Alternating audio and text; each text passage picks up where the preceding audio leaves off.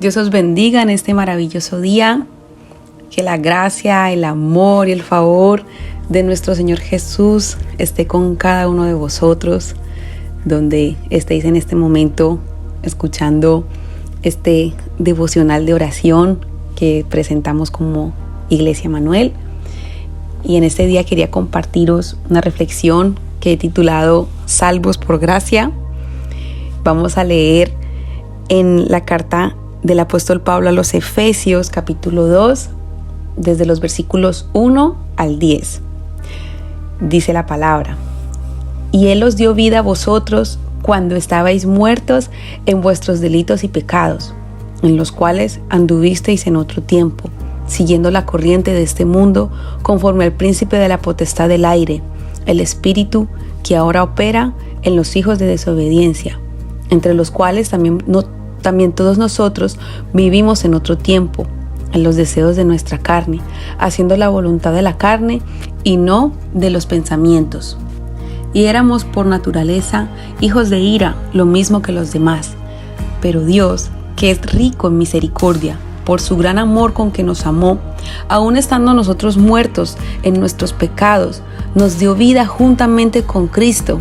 Por gracia sois salvos, y juntamente con Él nos resucitó, y asimismo nos hizo sentar en los lugares celestiales con Cristo Jesús, para mostrar en los siglos venideros las abundantes riquezas de su gracia en su bondad para con nosotros en Cristo Jesús. Porque por gracia sois salvos por medio de la fe, y esto no de vosotros, pues es don de Dios, no por obras, para que nadie se gloríe. Porque somos hechura suya, creados en Cristo Jesús para buenas obras, las cuales Dios preparó de antemano para que anduviésemos en ellas. Amén.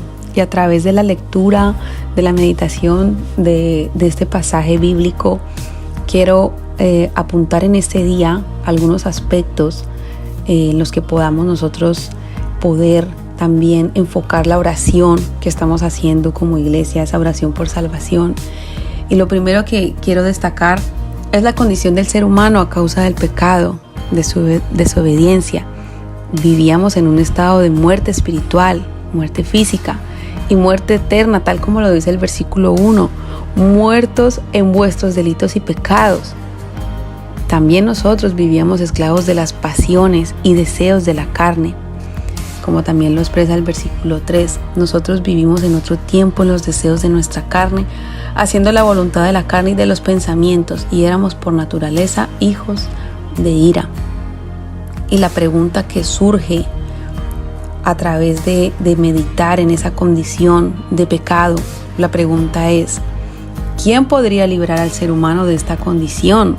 ¿O qué acciones podría hacer para alcanzar salvación y perdón? Pues la respuesta la tenemos en nuestro Señor.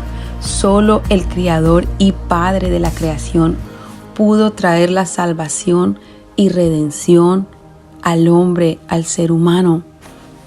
Vemos en los versículos 4 y 5, pero Dios, que es rico en misericordia, por su gran amor con que nos amó, aun estando nosotros muertos en pecados, nos dio vida juntamente con Cristo, y por gracia sois salvos. Solo la misericordia de Dios sobre nuestra vida es la que nos ha librado de una vida de muerte y nos ha dado una nueva vida en Cristo. La misericordia de Dios es esa compasión que Él tiene por la humanidad, es el perdón divino que ofrece, es su amor fiel e inconmovible, y es su favor ante la debilidad de otros. Así que, hermanos, la misericordia de Dios es la que nos ha libertado, pero también el Señor nos ha dado gracia a través del sacrificio de Jesús en la cruz, de su muerte y de su resurrección. Los versículos 6 al 9 dicen: y juntamente con Él nos resucitó, asimismo nos hizo sentar en los lugares celestiales con Cristo Jesús, para mostrar en los siglos venideros las abundantes riquezas de su gracia en su bondad para con nosotros en Cristo Jesús. Porque por gracia sois salvos por medio de la fe, Y esto no de vosotros, pues es don de Dios, no por obras, para que nadie se gloríe. El requisito fundamental para tomar esa salvación que el Señor nos ha dado es tener fe, y no cualquier fe, tener fe en Jesucristo, su Hijo. Por más obras que el ser humano procure hacer, nada será suficiente, pues solo reconociendo a Jesucristo como Señor y Salvador, el pecado ya no tendrá más poder. La gracia, ¿qué es la gracia de Dios? Es esa aceptación y amor inmerecido de parte de un ser superior a un inferior. Es la actitud bondadosa de Dios o de un individuo en tiempos de necesidad. Es el favor de Dios no merecido. Es la salvación para los que merecían condenación. Así que, hermanos, la misericordia y la gracia están vigentes para todo aquel que reciba al Señor. Por eso es tan importante que podamos seguir apoyando esa oración por salvación.